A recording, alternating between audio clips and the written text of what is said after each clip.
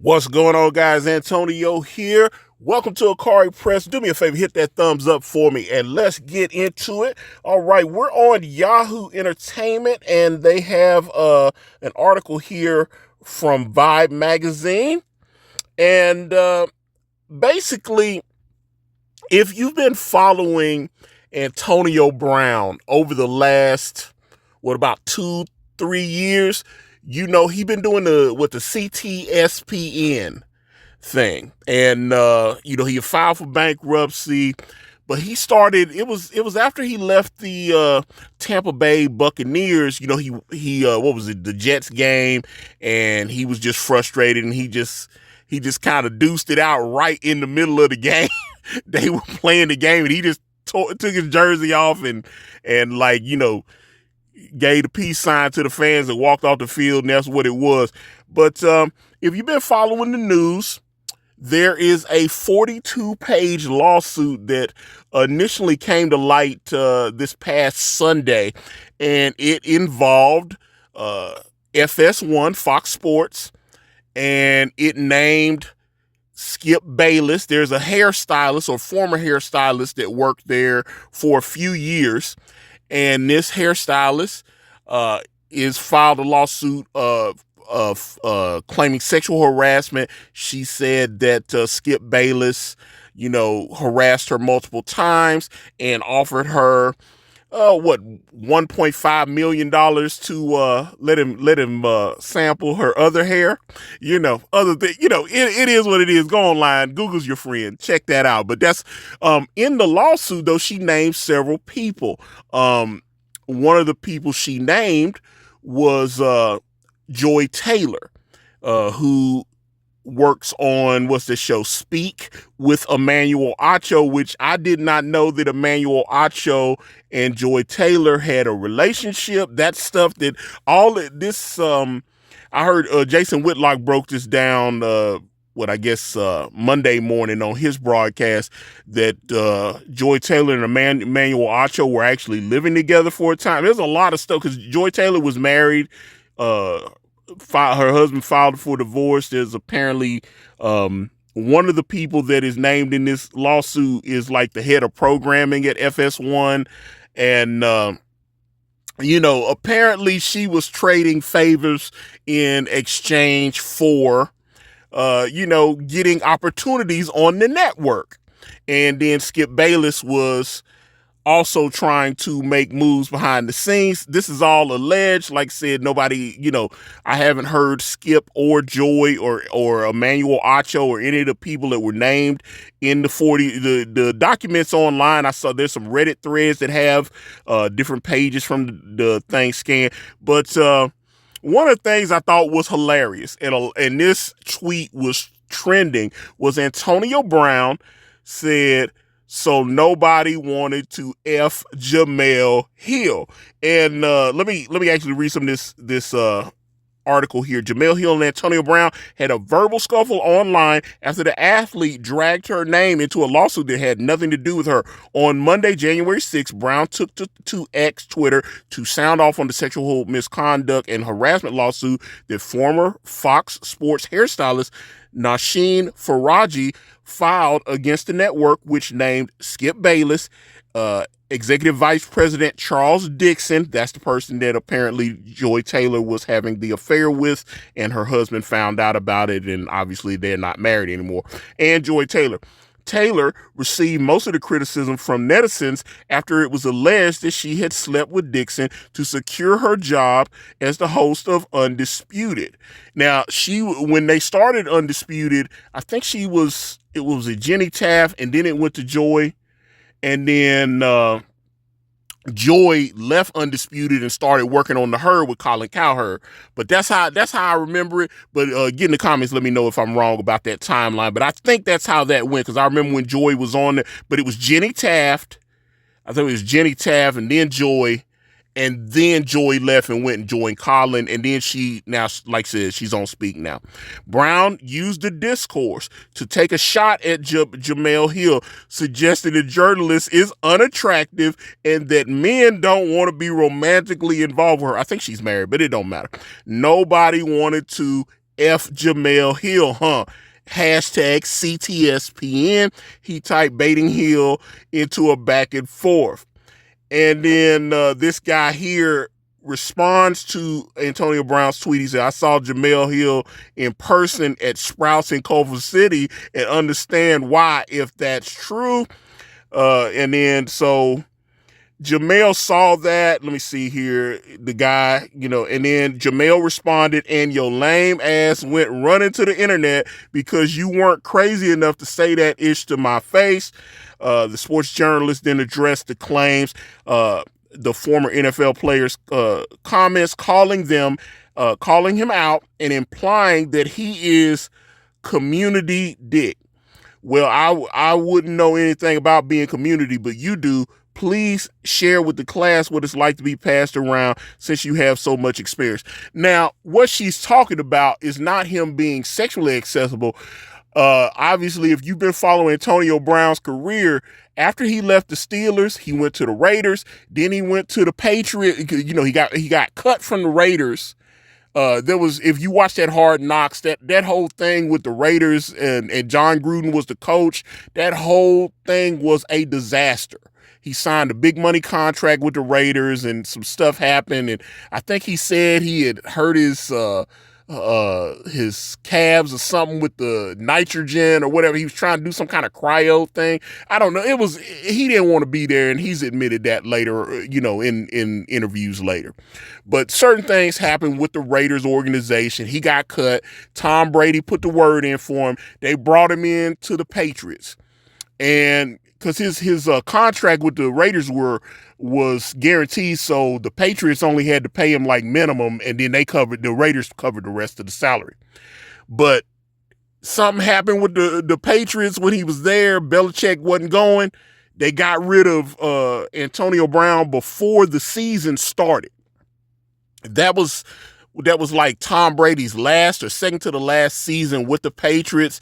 When Tom Brady left the Patriots, he went to Tampa. They was trying to put a squad together. Tom Brady reached out, let Antonio Brown move into the guest home on his property, and he lived there for a couple of months. Tom Brady and Antonio Brown were real cool. Then that's when Antonio Brown quit on the team. He started taking shots at Tom Brady. He posted a wild picture of he had taken Tom Brady's head and superimposed his head on it, making it seem like he had been messing with Gisele Bündchen, who was, of course, married to Tom Brady for, I think they were married for like 13, 14 years. This was before we found out that Gisele was most likely in a relationship with the Brazilian jiu-jitsu instructor that Tom Brady had found for her. And because, she filed for a divorce. She's now pregnant with this jiu-jitsu instructor's baby. There was an article in People where there were some people that were anonymous sources saying that Tom Brady has accepted the fact that, he probably put his wife in the arms of because he was the one that hired the instructor, and then the instructor started apparently instructing other things on Gisele's body. And like I said, she's having a baby with him now. So, now Antonio Brown and Tom Brady have squashed everything. That tweet went viral. And then last year he had a tweet. He was poking fun at Travis Kelce and Taylor Swift. And he sent out a tweet where it was an AI photo of him kissing Taylor Swift. And a lot of people got in their feelings about that. A couple weeks ago, there was someone that there was a picture of Michelle Obama, and she was in one of her pantsuits, business casual. And this man, part of the community, was saying that, oh my God, where does Michelle Obama get her suits? I have to have that.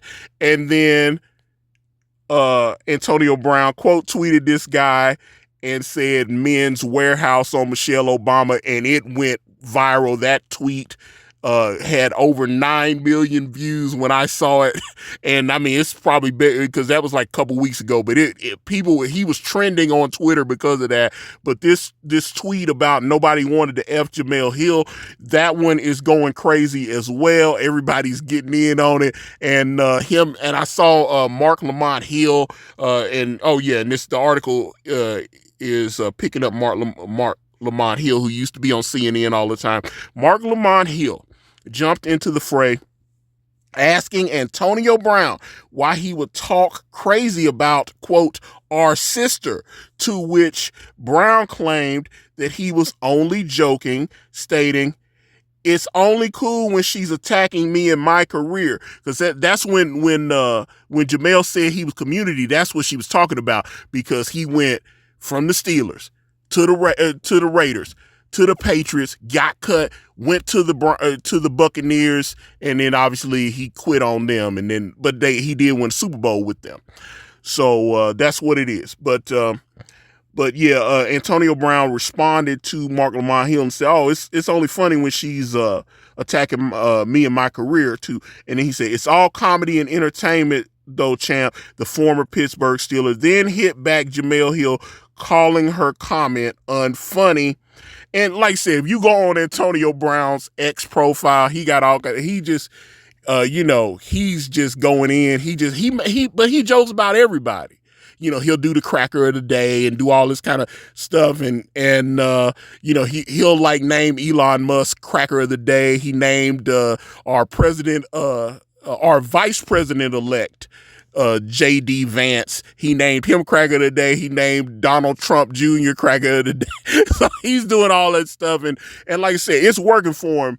Antonio Brown definitely understands how to, like I said, he filed for bankruptcy like a year ago, but he's making money now because he's making money on Twitter, on X. He's making money.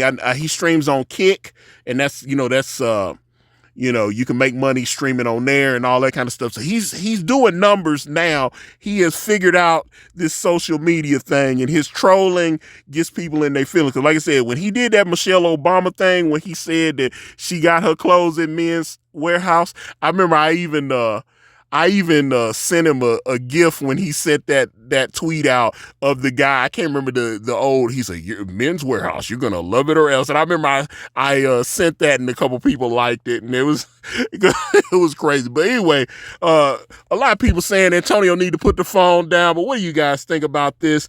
Like I said, the Joy Taylor being mentioned in this lawsuit, and the assertion that possibly she used her look and her vaginal access to make certain things happen for her career-wise. She was in college, and then I know she was like a bartender and interning and stuff when she got certain opportunities at Fox Sports. So it does seem like she managed to shoot up the ladder rather quickly.